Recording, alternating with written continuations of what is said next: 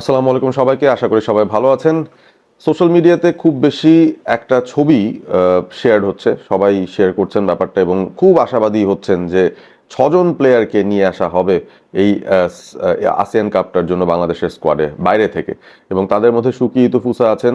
তার ব্যাপারটা মোটামুটি অনেকটাই বলা যায় যে আসার সম্ভাবনা অনেক অনেক বেশি, কারণ ফোর্টিস এফসির সঙ্গে বোধহয় তার চুক্তিটা সম্পূর্ণ প্রায় হয়ে যাচ্ছে, যদিও সেই ব্যাপারে কোনো ফর্মাল অ্যানাউন্সমেন্ট আমরা এখনো দেখি নাই। বাট আমার মনে হয় যে তিনি যদি দেশের লিগে আসেন, খেলতে আসতে পারেন। যে ব্যাপারটা নিশ্চিত সেটা হচ্ছে তিনি তার ফর্মার ক্লাবটা ছেড়ে দিয়েছেন। এবং ইন্টারেস্টিং ব্যাপার হচ্ছে সুকি ইতুফুসা তিনি মাত্রই সাভানাখেত জালোস এফসি, এই দলটা যারা লাওস প্রিমিয়ার লিগে খেলে, সেই দলটাতে যুক্ত হয়েছিলেন এই মৌসুমেই। এবং জাস্ট 3 দিন আগেই তাদের কাছ থেকে বা সেই ক্লাবের কাছ থেকে ফর্মাল স্টেটমেন্ট এসছে thanking Suki Itufusa, thank you for your time and everything. এবং আরো ডিটেলসে যেটা বলা আছে আপনারা দেখতে পাচ্ছেন স্ক্রিনে, the season has not begun yet but Suki has receive an offer from another club in another country, and after discussions with him the club has decided to respect his ambition and prioritize his career by supporting his decision to take his new challenge. We are grateful for the time he has spent with us and for everything he gave to the team. We sincerely wish him continued growth and success in this new environment. Thank you Shuki. মানে সাভানাখেত জেলোস FC সুকি ইতুফুসাকে thank you বলে দিয়েছে for his new adventure. এখন new অ্যাডভেঞ্চারটা কি, Fortis FC formally তারা তাদের ঘোষণাটা না দেওয়া পর্যন্ত বুঝতে পারছি না। সুকি ইতুফুসা এই মুহূর্তে জাপানে ফিরে গিয়েছেন লাওস থেকে, এবং সেখান থেকে মোস্ট লাইকলি বাংলাদেশে আসবেন। এবং বাংলাদেশে আসলে সরাসরি হয়তো ন্যাশনাল টিমের ক্যাম্পে জয়েন করতে পারেন, যদি বাফুফে তাকে সেভাবে ইনফর্ম করে থাকে বা তার কাছে ইনফরমেশনটা যদি পৌঁছে যায়। সো ইতোফুসা বাংলাদেশে আসছেন, সেই ব্যাপারটা বোঝা যাচ্ছে। তিনি এখন বাংলাদেশ ফুটবল লিগে খেলবেন না কোথায় খেলবেন, তার নিউ অ্যাডভেঞ্চারটা কি, সেটা একটা বোঝার বিষয় রয়েছে। বাট সুকি ইতোফুসা যেহেতু আসছেনই আউট অফ দ্য সিক্স, যেখানে আরো কিছু প্লেয়ারের নাম বলা হচ্ছে, তাকে কি আসলে বাংলাদেশ ফুটবল ফেডারেশন একটা অন্য রোলে চিন্তা ভাবনা করছে কিনা?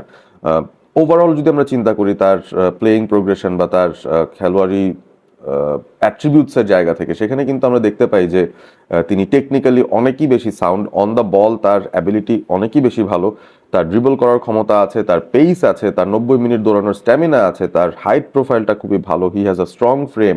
তো এখন তিনি যেহেতু মূলত মিডফিল্ডার বা উইংয়ে খেলতে পছন্দ করেন, বা সেটাই তার রেগুলার পজিশন ছিল সোফার তার ফুটবলিং ক্যারিয়ারে, তাকে একটা রিভাইসড রোল দেয়া যায় কিনা বাংলাদেশের এই টিমটাতে? কারণ বাংলাদেশ এই মুহূর্তে একটা ক্রাইসিসে ভুগছে, এবং সেই ক্রাইসিসটা হচ্ছে একটা প্রপার ফরওয়ার্ডের ক্রাইসিস। আমরা এই ফরওয়ার্ডের অভাব বারবার টের পাচ্ছি। বাংলাদেশ ফুটবল লিগ থেকে যে সকল ফরওয়ার্ডরা আসছেন বা যাদেরকে স্কোয়াডে অন্তর্ভুক্ত করা হয়, দিন শেষে তাদেরকে কিন্তু তাদের রোলে ঠিকমতো সুযোগও দেওয়া হয় না। হাবিয়ার কাবরেরাও ঠিকমতো করতে পারেননি, বিকজ হি স যে ওই মানের কোয়ালিটি এই ফুটবলারদের মধ্যে সেরকম নেই, বা তারা ওই লাইনটা লিড করার মতো সেই অ্যাট্রিবিউটসগুলো রাখেন না। একটা ফরওয়ার্ডের কি কি গুণাগুণ থাকার কথা? ডেফিনেটলি গোল স্কোরিং খুব ইম্পর্টেন্ট, পজিশনিংটা ধরে রাখা খুব ইম্পর্টেন্ট, সেন্টার ব্যাকদের সঙ্গে লাস্ট লাইন অফ ডিফেন্সের সঙ্গে দাঁড়িয়ে থাকাটা, অফসাইড ট্র্যাপগুলো বিট করা, এরিয়ালি ভালো হওয়া, যেই লং বলগুলো আসবে সেগুলোতে রান নিয়ে প্রতিপক্ষের ডিফেন্ডারদের বিট করা পেসে, এবং অবভিয়াসলি টার্গেট ম্যান হিসেবে বলটা হোল্ড করে তার প্রতি টিমমেটসদেরকে ইনভাইট করা যে তোমরা ওভারল্যাপিং রান নিলে আমি তারপর বলটা হোল্ড করে তোমাদের কাছে ছাড়ছি। সো এই ধরনের কিছু অ্যাট্রিবিউটস ডেফিনেটলি একজন ফরওয়ার্ডের থাকতে হয়। এবং বাংলাদেশে বর্তমানে বাংলাদেশ ফুটবল লিগ খেলা যে ফরওয়ার্ডরা রয়েছেন তাদের মধ্যে সেই অ্যাট্রিবিউটের খামতি কমতি দেখা যাচ্ছে। ফিজিক্যালি তাদের সেই স্ট্রেংথের জায়গাটায় অভাবটা দেখা যাচ্ছে, এবং এ কারণেই কিন্তু বাইরের দেশের লিগে খেলা ফুটবলারদেরকে হন্যে হয়ে খুঁজছে বাংলাদেশ ফুটবল ফেডারেশন যে কাকে নিয়ে আসা যায়। সাফ আন্ডার 20 লেভেলে রোনান সুলিভান যে পারফরমেন্স দেখিয়েছিলেন, সেটার পর কিন্তু অনেকে বলছিলেন যে তাকে সরাসরি ন্যাশনাল টিমে নিলেও তিনি এতটুকুও যদি দেন ন্যাশনাল টিমের জন্য, আমার মনে হয় যথেষ্ট হবে, because that is the situation আমাদের ন্যাশনাল টিমের স্ট্রাইকার পজিশনের জন্য। মানে এতটাই ক্রাইসিস, এতটাই খরা। এই জেইন হাকিম, যিনি এই মুহূর্তে দুর্দান্ত খেলছেন ইংল্যান্ডে, টানা 4 ম্যাচ থেকে ক্লাব দলের হয়ে তিনি 4টা গোল দিয়ে ফেলেছেন। আনফর্চুনেটলি তার কিছু কাগজপত্রের জটিলতার কারণে এই সেপ্টেম্বর উইন্ডোতে তাকে বাংলাদেশ পাবে না, তাকে সাফের সময় পাবে। সো সেই সময়টা হয়তো তিনি স্ট্রাইকার সলিউশন হিসেবে চলে আসবেন, এবং আমি যেসব অ্যাট্রিবিউটসের কথা বললাম সেগুলোর অনেক কিছুই তার মধ্যে আছে, ওই পেসটা খানিকটা বাদ দিয়ে হয়তো। বাট যেহেতু এখন জেইন হাকিম আসতে পারছেন না, যেহেতু আমরা রোনান সুলিভানকে পাচ্ছি না, যেহেতু ট্রেভর ইসলাম আসতে পারছেন না, যাদেরকে আসলে বাইরের লিগে খেলা ফরওয়ার্ডদের মধ্যে তালিকায় রাখা হয়েছিল যে এই ফরওয়ার্ডগুলো যদি আসে আমাদের ফরওয়ার্ড পজিশন বা স্ট্রাইকার পজিশনের সলিউশন একটা হবে, এখন মেকশিফট সলিউশন সুকি ইতুফুসা কি হতে পারেন কিনা, প্রশ্নটা অনেকেই করছেন। ফুটবল বিশেষজ্ঞ যারা রয়েছেন তারা কিছু মতামত দিয়েছেন তার প্লেইং অ্যাট্রিবিউটসের সঙ্গে ওভারঅল স্ট্রাইকিং পজিশনে কি কি প্রয়োজন হয় সেটার যে ব্যাপারটা সেটা মিলিয়ে, এবং মোটামুটি মনে হচ্ছে যে এই সিচুয়েশনে কোনো একজনকে ফলস নাইন না খেলিয়ে, সাপোজ মোরসালিনকে ফলস নাইন খেলানো হলো, বা স্ট্রাইকারলেস ফরমেশনে বাংলাদেশ গেল 4-4-2, যেখানে ফারহান আলী ওয়াহিদ এবং রাকিব দুই ওয়াইড ফরওয়ার্ড থাকবেন, মিডফিল্ডে 4 জন থাকবেন এবং তার পেছনে 4 জন ডিফেন্ডার। 4-4-2-তে গিয়ে এরকম একটা সিচুয়েশন তৈরি হতে পারে, একটা ডায়মন্ড শেপ 4-4-2 হতে পারে, যেখানে ক্যাম্প পজিশনে হয়তো সমিত সোম খেলছেন বা মোরসালিন খেলছেন এবং সামনে দুই ওয়াইড ফরওয়ার্ড রাকিব এবং ফারহান ওয়াহিদ আছেন।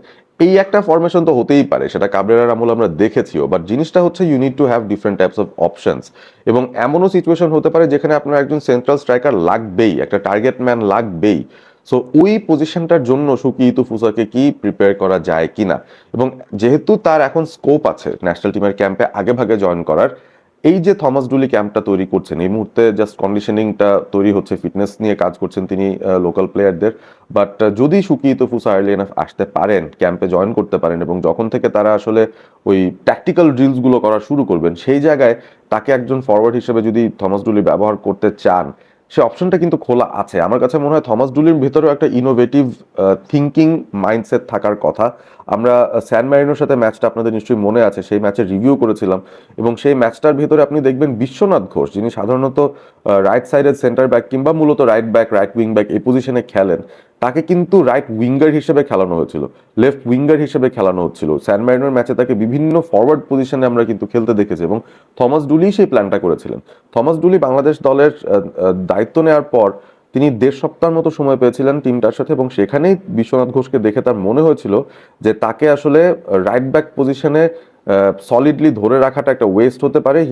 He could be a good option as a winger, he could be a good option going forward. So ওই পজিশনটা চিন্তা করে কিন্তু তিনি তার পজিশনটাই চেঞ্জ করে দিয়েছেন ওই ম্যাচের মধ্যে। Biswanath Ghosh, he was playing as a forward, as a winger. So এই যে কিছু পজিশনাল চেঞ্জ করার আইসাইটটা আছে বা ভিশনটা আছে থমাস ডুলির, প্রবাবলি সুকি ইতুফুসার প্রোফাইল এবং তার খেলার স্টাইল দেখে তার এটাও মনে হতে পারে যে বাংলাদেশের এই মুহূর্তে যেহেতু স্ট্রাইকার ক্রাইসিসটা চলছে, they might be able to use Suki Itufusa as a centre forward এই আসিয়ান কাপে, অন্তত জাস্ট টু সি যে কি হয়। বাট তার আগে ডেফিনেটলি ক্যাম্পে তার কিছু সময় কাটানো দরকার, এবং ওই ট্যাকটিক্যাল যে ড্রিলসগুলো হয় সেই জায়গায় তার পার্টিসিপেট করা দরকার। এবং বাংলাদেশে তিনি যদি চলে আসতে পারেন আর্লি এনাফ, সেই ক্ষেত্রে হয়তো থমাস ডুলি এই কাজগুলো তার সঙ্গে করতেও পারেন, এবং এইরকম একটা মেকশিফট অ্যারেঞ্জমেন্টের মাধ্যমে আপাত মুহূর্তে অন্তত স্ট্রাইকারের সলিউশনটা বাংলাদেশ পেয়ে যেতে পারে।